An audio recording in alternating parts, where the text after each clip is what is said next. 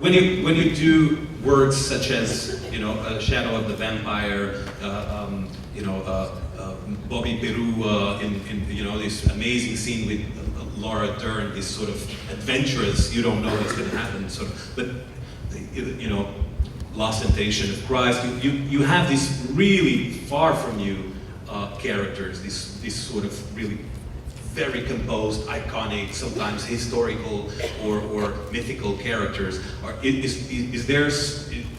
these examples of characters that, or words or demands where you're more comfortable with, or the gray zone of this is in a way Willem Dafoe, but also a character? It's more problematic for you. I like both, but I think generally I'm more, I don't want to use the word successful, but we know what I'm talking about. I think the results are usually better when I have a mask, when I have something that's far away from me. You mentioned Shadow of the Vampire, a huge mask. I talked about working from imitation. I was set free by that. Willem was not there. You know, only, you know, I put that stuff on. I had very heavy makeup in that. I had a corset. I didn't feel like myself. I didn't look like myself. I wasn't myself. Someone else did that performance. And when you get in that place where it kind of does itself, it's a very beautiful thing. Bobby Peru, I had fake teeth and a really good look. I didn't say to myself, the costume's going to do this one. I don't have to do anything. But the truth is, the setup was so perfect, I didn't think. If the world's set, you just go in there, it does itself. With Last Temptation, that was an interesting role because it was such a passive role. The whole thing was, a guy kept on saying, I don't want to do this, I don't want to do this, you know. Voices would say, do this now, this is your job, or you're gonna have to do this, and he's saying, hey man, I'm not into it, you know. So it was a reactive role, and I just had to put myself in a place of not, you know, to really be open to, I didn't have to put anything out there. That was a case where I didn't need to get anything started. I just had to be sort of present and have stuff happen to me. And that's really fun. Just, you know, it loved to happen. I love that expression. I don't know where it comes from, but it loved to happen. And so much of the best performing experiences for me are where you get to that point where you get out of the way of it. And it does happen, but you're there ready to receive it and send it on its way with craft and things and consideration. But really where the impulse comes, it's not from you, it's from something that's already there. Just one last question, and we open it. You worked and were parts, and it's a big, essential part of the identity of the Wooster Group during 25 maybe years, you know, 76 to 2001, something like that. Three. We only had the opportunity, I think, to see the Wooster Group once in Portugal, yeah. With the Hairy Ape in '98. But after the Wooster Group, you've been working in theater with Richard Foreman, with Bob Wilson.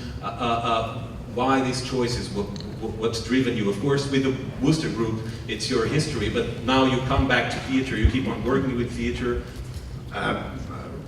Richard Foreman and Bob Wilson, they're very different, but they both were huge influences on us when we were working downtown at the very beginning.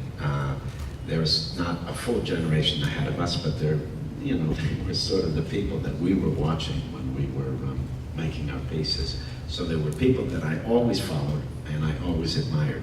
Both of them, through the years, working for, you know, 40, 50 years, they both have refined a language, an aesthetic that's very specific.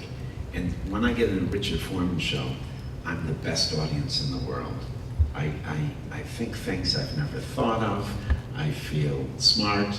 I feel pleasure. I'm so happy to be there. So I love his theater. So when he asks me to do a show, I'm there. Bob Wilson, different, but he believes in artificiality. He believes in tension. He believes in some kind of performing that I think is very interesting, and I wanted to see what that was about. What about other actors? There are some actors that you liked particularly working with, or some experiences that you had that you may want to share with us? Oh God, of other actors? Whom you have worked with, and you like to work, or that you had some experiences that was important that you cherish most? Oh God, that's boy, I don't have that kind of memory. You know, as far as actors, I always get self-conscious talking about other actors because, you know, when you work with people, it's an intimate thing, and I don't know, somehow when you try to account for what goes between you, it's never satisfying. Sometimes you have to do it for publicity. And I always feel not very generous because even if I liked someone a lot, I can't quite bring myself to say, oh, they're a fantastic actor, and go on and really describe what's great about them. I don't have the imagination for it. No, I don't. Maybe I am selfish. I don't think I am. I love working. No, I don't know what to say. Feeling closer to poetry than to narrative. Who were those poets or that poet? And if no name or many names come in, maybe a line of poetry would do. I'm afraid I meant poetry in a very broad sense. I meant poetry like, I don't know what I meant, but you know what I meant. Poetry in the sense of all those intangible things that are beautiful and inspire you and touch you, but they don't really need to be, you know, you don't have to bring your conceptual mind and say, this means this. You can let it float. You can let it, you know, be a taste, a smell, a sound. That thing that theater has so strongly is what attracted me. You can bend time, you can bend perception. You can do it in movies too, of course. But I guess that's what I was talking about. I mean, what is poetry, folks? Hi, my name is Sergio. You said something that's quite interesting just now. You said sometimes you do roles where you're an actor, sometimes you do roles where you don't need an actor. Could you elaborate a little bit on that? Yeah, I guess I meant, I guess when I say when you need an actor, you need to use a certain kind of language where sometimes a certain kind of awkwardness, or, you know, sometimes you see performances and they're clearly non-actors, so you watch them in a different way and they can give themselves to what they're doing in a different way. They may be awkward, but they can't articulate certain things, but there's a presence there because they don't need anything from the experience. And sometimes I have the fantasy that I can work in that mode. But other times, you know that you have certain objectives to accomplish in a scene, and the director says, well, this is what has to happen, or this is where we want to go, or we need to go. And the actor part is the person, when I say actor, I mean the person that has the language to try to make that effect, knows how to orchestrate that, where other times, when I say non-actor, I guess they don't have those same kind of tools. So their force and how they approach things is different. It's an interesting thing to me, and I'm just starting to think about it. I remember I saw, just real quick, I met Carlos Regadas, right? And I like his films. And you know, I liked him very much personally when I met him. And I more or less said, Carlos, you know, let's work together, you know? And he was like, yes, I like you very much, you know, but I don't really use actors. And I know what he's talking about. And I was like, no, but Carlos, I won't be an actor for you. This is kind of what I'm talking about. If you know his films, you know what I'm talking about? Carlos Regadas invited upon me, and he made a film that is going to open very. He's now in Portugal. It's a Mexican director. Sorry if I didn't make that totally clear. I'm trying to figure it out right now myself. I'm serious. Hello.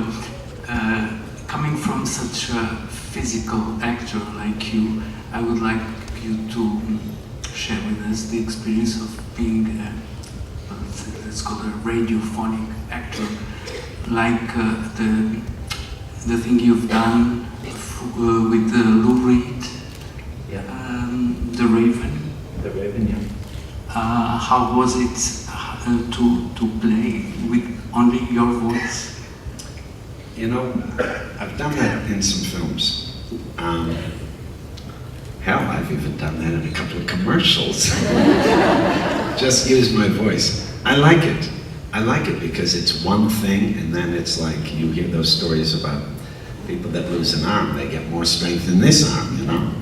It's like that. You take everything away. You have one way to express everything, and the focus and you learning how to use your voice is really great when you do strictly voice stuff. In the case of Lou Reed, I've always liked that. I've liked The Raven ever since I was a little kid. And I remember he asked me, we did it in one take, without a break, and it's quite long. And I just zipped it one through, and that was it. He said, ciao.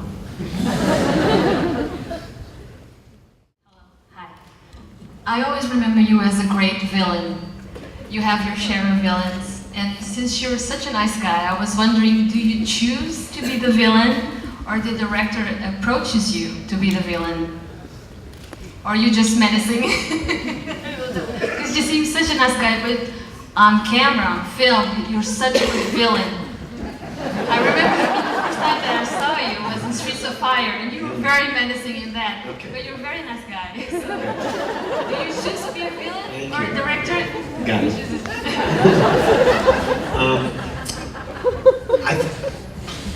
I don't see it that way. I play all kinds of things in my own mind, and that's okay.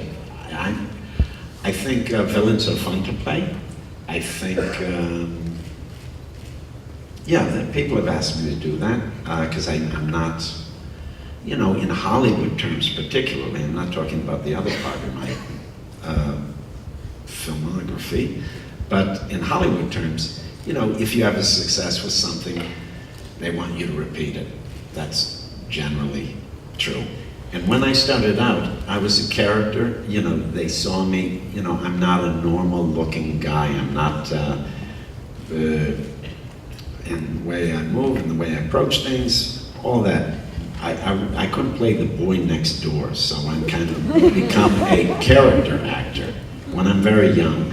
And the best characters, when you're young, are villains. So I think I started out, at least in studio films, doing that way, and doing a lot of villains. And I enjoy it because it's much more fun than playing a sanctimonious, you know, holy person. Whoa, got to that later. Yeah, I tried to mix it up because I was worried about getting typecast, and I think I have. And as I get older, it's nice because people want me to do different kinds of things.